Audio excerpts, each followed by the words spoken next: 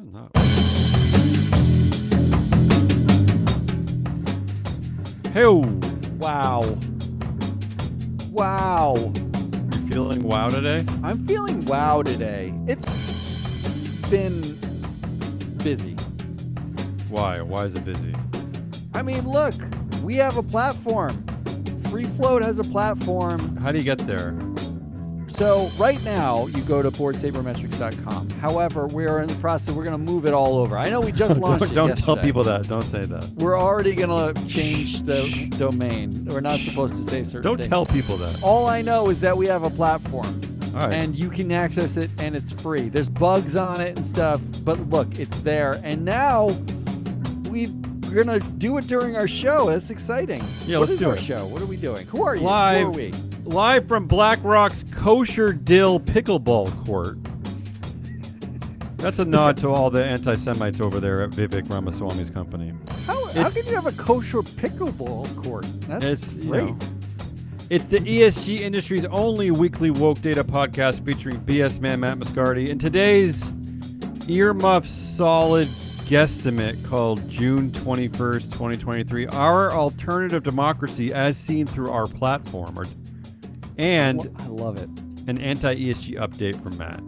Yes. Right? It is well, it's actually not from me. I can't take credit for this one. I did not write this. You're reporting on it, though. I'm reporting on it. It is a brilliant Morning Star. Huge shout out to the team at Morningstar there. I believe the name of the analyst who came up with this is Alyssa Stankiewicz. So Okay. big cheers. Good for going, Alyssa. Alyssa. And they came up with the pillars of the anti-woke, which I love every Well, second of. I'm hoping Alyssa's a fan of the show because she should be. Yes, obviously. I don't know that she is, but she should be. Matt, we were recently ranked the number 19th best business news podcast in the world. That world is, or U.S.? Is it the world no, or U.S.? That is the world. It is the world. Universe. We beat out the BBC, their business Yes, channel. I believe and it. And simultaneously, we beat out Africa Infrastructure Nation or something That like I that. was surprised about. I thought that they would edge us out. You know, it is all of Africa. We forget that Africa is a giant continent with billions of people on it. So we beat them. I would say congratulations to us for being in the top 20, but screw that. We're number 19. We're better than number 20. Yes, that is correct. We are better than 20. All right, And come on. Ready for this? I'm very excited about everything. Yeah, let's do this. What are I'm we going to doing? need your help today. For those of you live streaming, you're lucky because Matt's actually going to be using our platform. For those of you who are not, go get our platform. Don't be a what dope. are you doing? What are you waiting for? Yeah, don't be an idiot.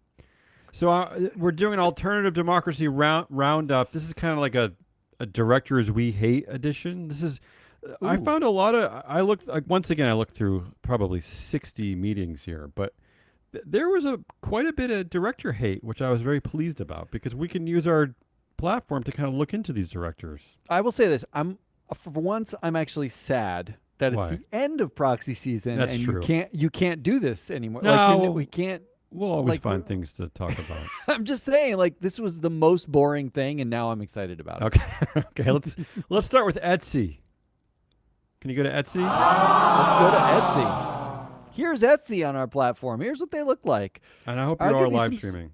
You want me to give you some stats about You Etsy can, before you start? can. I'm not asking for them, but you seem eager to, so go ahead. Look, Etsy, the team is actually pretty strong. They're batting 684. That's very strong. Very If strong. you're wondering what the batting averages mean, high is good and low is bad. 500 is average. the average. Unlike in baseball, where 300 is basically a Hall of Famer, for us, 500 is you're saying average. it's average. It's average, as it should be, right? 400 to 600 is like you're playing like everybody else. Basically, what we're saying is the board members on your team are, roughly mediocre, like at their performance metrics. And the performance metrics are TSR and EBITDA, so pure excellence, right, Yes. Vivek?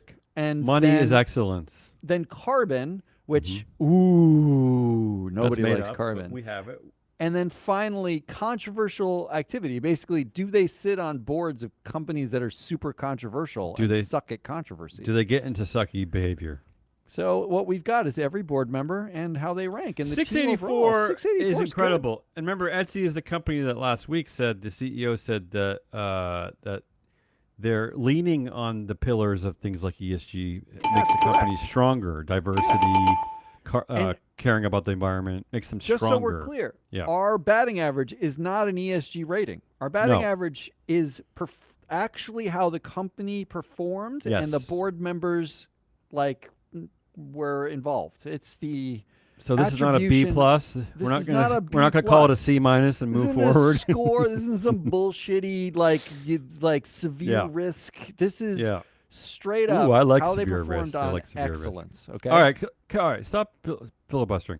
The two directors that the shareholders hated, we got both at 30% roughly, which is a lot. That is a significant amount of hate.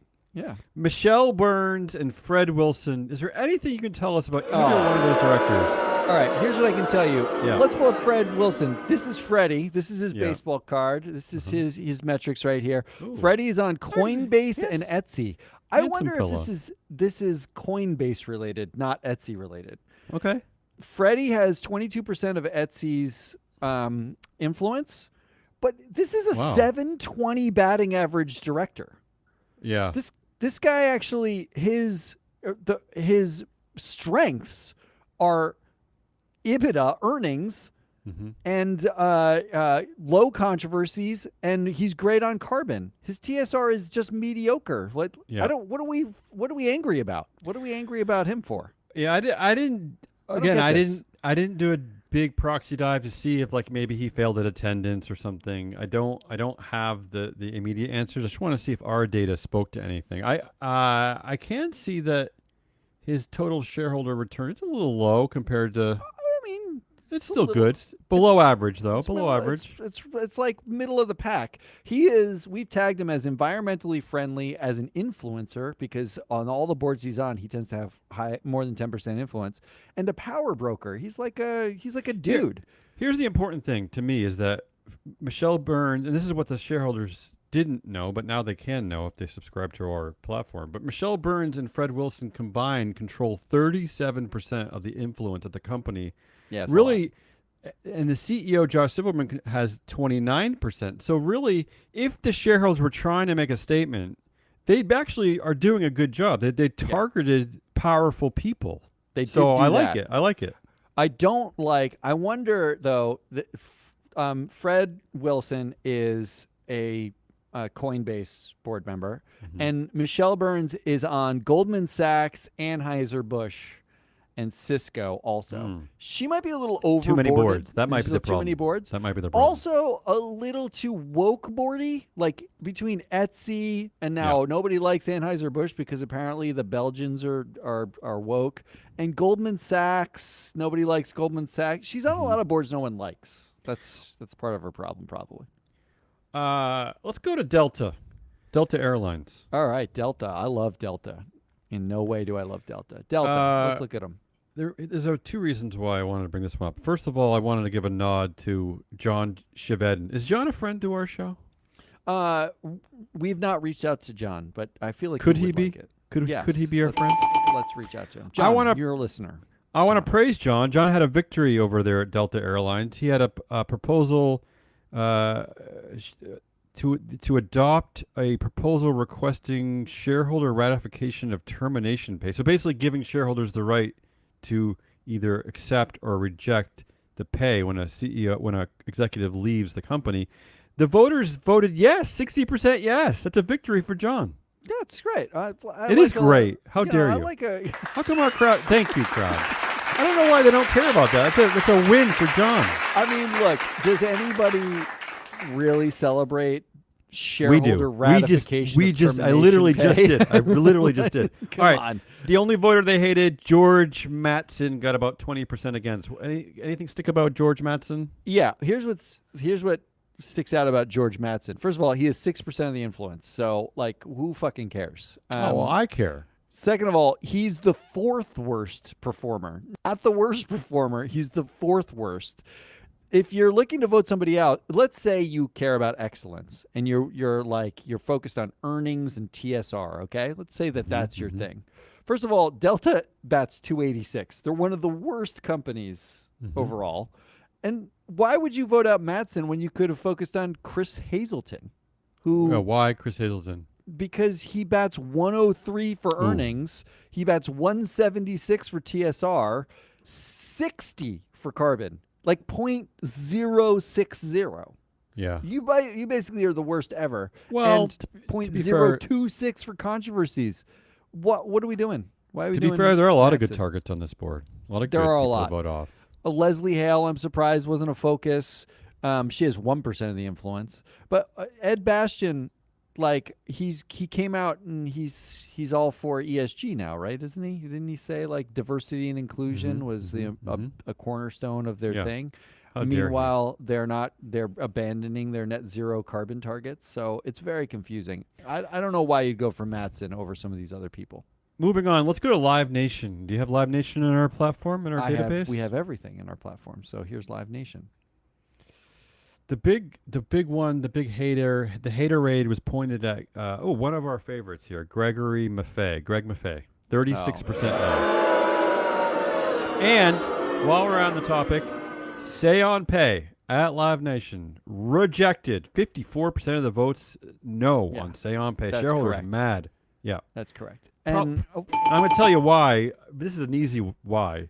The CEO, Michael Rapino, made $139 million. The CFO, Joe Berchtold, $52 million. That's a lot for a CFO. That's a lot. I don't know if I've seen a CFO that high.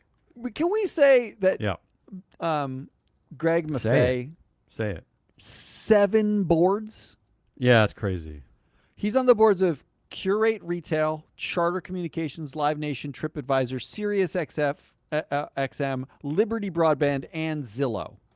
Yeah. What are we doing? Shareholders are sick of it. What are we doing?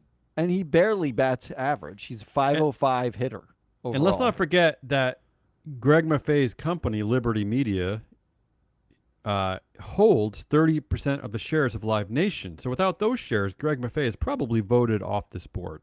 In fact, according to our data, the CEO is third on the list of influence. It is Greg Maffei at 34%, Chad Hollingsworth at 32%, and then Michael Rapino, the CEO of Live Nation. So really, what are we doing? So this is the proper target here. Although here's the problem with shareholders and then why they need us. Because they need to talk to us. They need to get into our platform. You mentioned Chad Hollingsworth. He also has 32% influence. He is the chair of the pay committee that paid these ridiculous amounts to the CEO and the CFO. He also is a senior vice president at Liberty Media, Greg Maffei's company. So there's just too much bro culture here going on. And this is why they're failing shareholders. It's all right there. But yet, only 12% of voters voted against Chad Hollingsworth. That number's too low. Should have been a lot higher. Yeah, should have been higher. Get on it. Who else? This is fun. This is like everybody. We got it all. I love this. I'm feeling good right now. Okay. What about Teva Pharmaceutical? You have them? Yeah, of course I do. What do you want to know? First of all, the reason why I point them out, Say on Pay also rejected. Okay. Which is great. Say on Pay, 51% no. 2 directors they targeted, Bearer and Vergis. Bearer, 8% influence, like a 304 batting average overall. Most of that is because their TSR sucks and they're highly controversial. So, and Burgess, where's Burgess? Is the other person? Vergis with a V, Janet Vergis. Oh, Vergis. Yeah, Vergis, 12% influence on 4 boards. Probably. You notice you notice a pattern really, really quickly here, which is that whenever you say a woman's name, who's a board member, who they got votes against, they're on like 4 to 5 boards. They're on like multiple recycled boards. directors. They're recycled directors. Yeah. So shareholders, what they're doing is saying you need to add diversity.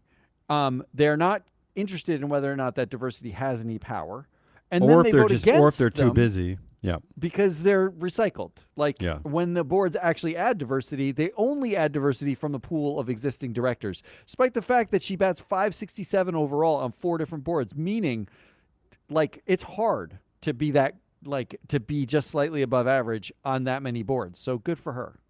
I'm saying she's the wrong target. can I tell you something I found that I liked about Teva Pharmaceutical? I've never seen this before. So Say on Pay was rejected. The CEO, Kerr Schultz, only made $16 million last year. I say only because in America that isn't only. Okay, I'm sorry, but that's just the reality. But here's something I've never seen before, and this is why you should listen to our show. And this is why we're number 19 in the world in business news. No, I really do think this. This is why we're not like 23, like some stupid, That's true. Yeah, we're BBC podcast. In there, they have peer companies to determine compensation. All companies do this, and they have to publish these lists, right? They compare their pay to their peers. They are ranked in the 0th percentile in market cap. I'm serious. They say it right in the proxy, 0th percentile in market cap. The median market cap of the companies they're comparing to pay their CEO is $113 billion. Teva's market cap is only $8 billion. What are you doing? Why are you targeting the pay at these huge companies, Teva? Well, that's ridiculous. How else are you supposed to get paid a lot? 0th. What else do you want to look up? How about Fastly? There's a lot of weird stuff going on at Fastly. Do you have Fastly? I do, yeah. What do you want to know? Another company. You can't throw me a curveball. I got it. Another company where Say on Pay was rejected. 53% say no. There's also something interesting I'll get to later of this company I've never seen before. But the big director targeted here was Ada Alvarez. 47% no. All right. What are we doing? Archer Bergman has 69% of the influence of the company. There's no point. Yes, founder. Archer Bergman. Yes, feels dual classy. And I'm going to get to him. Yeah. Let's get to. Yeah, go ahead. Well, we're voting. Are you voting against anybody else? It's pointless. Yeah. So you vote against a woman. They vote against. They vote against Ada Alvarez. Yeah. Poor Ada. She's on again 4 different boards. See, here we go. Stride, not Strive, Stride, Inc., HP, Fastly, and Bill.com. She's on 4 different boards, never has more than 10% influence. She is your classic recycled woman. That's who we're getting rid of? That's who we're voting against? No coincidence. The next one I bring up is another recycled woman. That's funny. Oh, this is really distressing. Okay, here's what I've never seen before. This company had a vote. They had a stock option given to the person that you talked about, the founder, Artur Bergman, right? They wanted to give him another 2 million shares. He already owns 9 million. Okay. But they actually put this up for a vote. They actually asked shareholders to approve this, which I applaud. I don't understand how it happened. And you know what? It lost. They said no. That's correct, as they should. What are we doing? But yet he controls the company. Right? Doesn't he own a considerable amount of voting power? But I'm just amazed that Fastly did this. I'm amazed they put up the vote, and I'm amazed shareholders were like, "No, screw you, founder." I don't think so. We categorize these companies like governments, and this is a totalitarian company. They're fake public companies for the most part because one person usually controls it. How are these public? How are these publicly listed?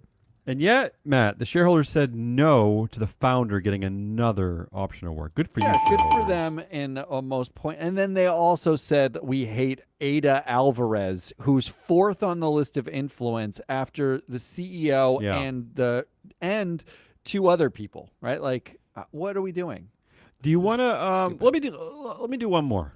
Yeah, I want to see one more, and then AMC networks. Do you have AMC networks in our database? Yes, I do. Let's look at AMC. AMC, we're saying right off the bat, 80% of this board is connected to one another through other boards.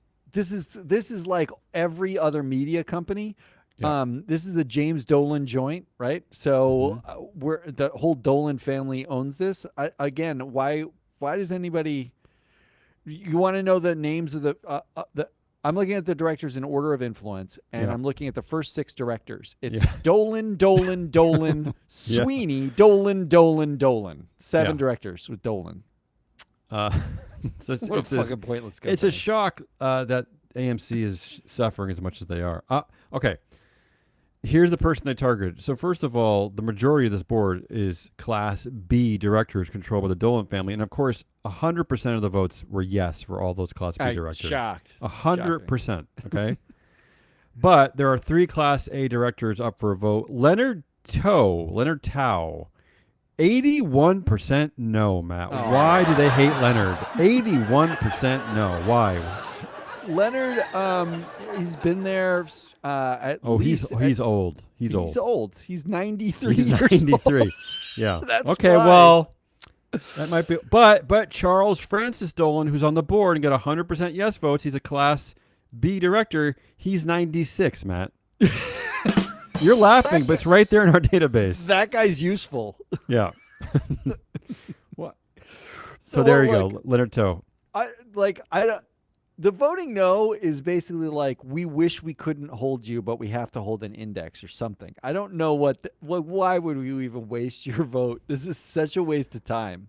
Not only is it a waste of time, but according to our data, he's one of the top performers overall on the board. So I don't even know why. Oh, he's old, right? We already established he's old, but he is like the fourth most like top performer. And let me guess. Yeah. The next one top performer after Leonard Toe, also probably Carl Vogel is like one spot removed. Nice performer. How'd he do for his vote? He got 44% no.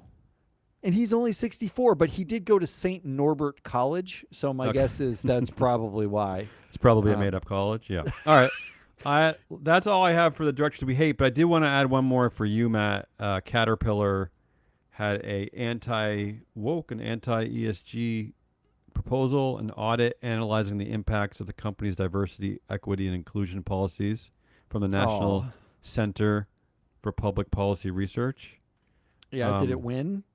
I will say that in their statement, they say by devaluing merit, corporations have sacrificed employee competence, moral, and productivity to the altar of, quote, diversity, unquote. The altar. First of all, the altar. I mean, wait. Before you say anything, National Center for Public Policy Research, you do realize that like you are centered in the most famous melting pot on the globe, right? The United States we're the melting pot. Like we are the. I mean, this is what we're. I don't even need to give a history lesson, but you're calling it an altar of diversity. Like what white nationalist ruse are you living in? I don't understand who the hell these people are, Matt. I really don't get it. I like that they suggest that they devalued merit at all, when like you could look at these companies and like I could look at all the only, like if there was a company with only white people, would they have devalued? They're valuing merit? Is that what Yes. is the antithesis of this? I fail to understand what's happening. They're also like asinine enough, and I'm saying that nicely. They are asinine enough to say that by adopting a diversity, equity, inclusion policy, that by doing so, those practices themselves are deeply racist and sexist. Oh, deeply that's so cute. racist and sexist. Think about these morons. It's just amazing. All right. I will say this though, they got more support than I would have guessed. 1.7%. Whoa, that seems high. No, it's below their average. All right, okay. That's all I got. That's the alternative democracy roundup. Well, let's segue from the alternative democracy anti-woke into the anti-woke. Oh. With this, look, boo. Yeah. This was one of my favorite articles that I've read in a while. It's Morningstar put out a paper, and they and again, shout out to Alyssa Stankiewicz, the 5 categories of anti-ESG funds. So here's a quick primer. ESG data has been traditionally used in 3 ways. They break it into these 3 pillars of usage, which are risk. It's like basically how to make money. That's ESG ratings and stuff like that. They all talk about risk and capital markets and yada, yada, yada. It's effectively like, are my companies going to be under the ocean because of climate change? How do I avoid that to make as much money as possible? Then there's impact, which is how are my companies going to do well for the world in some way. And then there's values, right? So values are like, I don't like abortion. I don't like tobacco. I want to avoid that stuff. What Morningstar has done is effectively figure out the anti-woke have the same exact kind of pillars. Yeah. There are as we've established here on the show many times, the anti-ESG crowd are ESG. It's ESG. It is ESG. It is they ESG. Are, That's correct. They're self-hating ESG practitioners. It made me remember growing up Catholic and the amount of guilt that goes along with it. Like, I do feel like the anti-woke, anti-ESG groups are effectively Catholics that have guilt, right? Okay. Right. So here is their 5 pillars, which I actually think is more like 3, but we're going to go with their 5. I just want to let them linger. There's the anti-ESG crowd. Okay. Now, the anti-ESG crowd is really, they could only find one fund that really squarely fit this, because what they do is they actually buy ESG ratings. They use ESG ratings in reverse. They basically say anybody who's rated highly, they tilt the opposite way, right? Okay, so it's very, very simple. They call invest it in the Fs. I love it. Yeah, it's the best of the worst ESG, and it mostly is. It ends up being white discrimination and oil discrimination play. That's what it is. They tilt that way. My enemy, my enemy's enemy is my friend. Is that what they're saying? Is that what that movement's all about? My enemy's enemy, is my friend. Yes. See, this is why we're number 19. And then there is political funds. Okay. Now, the political funds are there. It's really, really simple. It's fuck the liberals. That's it. Oh, I like this. That's it. But one of the ways they had to do that, right, are they had to go out and make their own rating system. Ooh. For liberal and conservativeness, okay? That's what they had to do in order to accomplish this. A rating system typically devoid of any actual methodology or research. There's no go ahead. Well, think of this as where ESG started 20 or 30 years ago. Absolutely. In Rick Marshall's barn. They literally are redoing it. They're taking the same data points that ESG has given them by forcing disclosure over 50 years, right? Which is really what all ESG data is, forced disclosure. They're using that data, harvesting it, and then they created their own system that says semi-opposite thing to the existing ESG rating system. They're just doing ESG stuff. It's points of emphasis, right? Yeah. So there's basically the ESG rater reversers in political funds. Like I was going to say they sound very similar to me, those two groups. Yeah. Then there's this group, which I didn't really fully recognize their existence, but Morningstar claims they're the largest cohort of anti-ESG. Okay. They call them the renouncers. Ooh, that sounds biblical, almost. Doesn't it? Yeah. Well, I'm afraid. these are actually funds that prior to the anti-woke movement not only bought ESG data, but used ESG data, put it in the fund name, and talked about its value. Yeah. Oh. They have since scrubbed all mention of ESG. Yes, right. From part of the political theater. Yeah. They are classic cowards. They are classic money-chasing, ambulance-chasing cowards. What they've done is they were ESG funds, they removed it, and now some of them are even calling ESG a Marxist plot. They've changed all of their rhetoric. It's been proven it is a Marxist plot. So this actually conforms with a paper from 2005 by Michael Cooper, Hussein Gulen, and Raghavendra Rao. I remember those names because they're... Oh, I already remember them. Yeah, you've written Locked them down. in. They found that mutual funds that changed their name in 2005 to whatever the hot investment was, they saw fund inflows. They are basically ambulance chasers. There's no added value. They don't change what they do. All they do is renounce the hot thing of yesterday to the hot thing of today. And the hot thing of today is anti-woke. So that's what they are. I didn't know that this was like as much of a thing, but Morningstar, they have examples of all these, I'm guessing. They do. They have lists of funds of all of these. I love this. I love Go this. download this paper because it's really Morningstar, fantastic. you really did it. You did it. You nailed it. You nailed it. Then there is the classic Vice funds. We don't need to spend time on them. Classic ESG trope, It's just values. It's values only opposite of values. So like if socially conscious investors say we don't like tobacco, the Vice funds say we only include tobacco, right? Like it's really I like the trolls. it. Why not? Hey, you use the data the way you want. I don't care. Yeah. I would call it trolls is what I would call it. And then finally, trolls, it's the voters. Ooh. Vivek. Crowd agrees with you. Yeah. The voters are just Strive. I mean, they're more than that, but it's Yeah. the Strive approach. Yeah. This is ESG Bullshit make-believe peddlers. land. This Bullshit is peddlers. bullshit peddling. This is because what they do, the process, and what Morningstar really points out really nicely, is all they really do is say, we will vote according to non-ESG value sets. So it's value funds just voting. So they license an index. They then collect money, and then they say they're going to vote in a different way. That's what Strive does. Except that all of it is make-believe. Like there's no methodology to how they vote. They actually generally don't have data around how they vote. No. Their research providers are themselves going out and deciding what is anti-ESG or anti-woke. It's like bully pulpit. It's like it's fist against the table kind of nonsense. This is Fire a and guaranteed brimstone. way to pay somebody 25 basis points of your money in order to get 0.07% support on a vote that's anti-ESG. That's it. Yeah.